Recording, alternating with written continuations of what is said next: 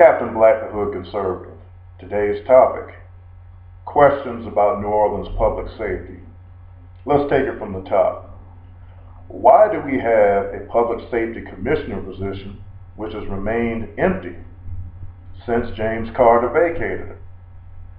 Why do we have an independent police monitor, ably led by Susan Hudson, who is routinely being underfunded, understaffed, and undermined by this administration?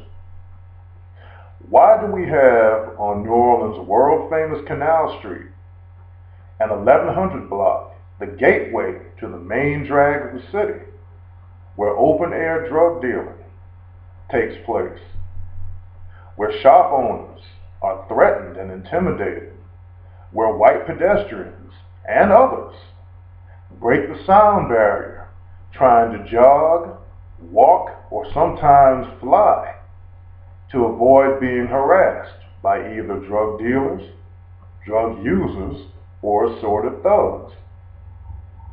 Why do we have a police department whose morale is so low that they are now staffing other police agencies?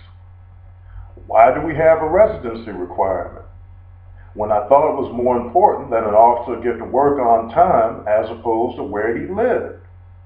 Why do we have an Office of Secondary Employment where policemen are now charged $5 a head like they're private officers, more properly known as security guards, as opposed to policemen seeking off-duty work? Why do we have these problems? Another favorite question is, why do we have an affirmative action program for ex-cons who might not be so ex, called Ceasefire in Central City, when we have a world-class activist, Brother Al Mims, who you see here with Muhammad Ali, frozen out of any type of participation by this administration?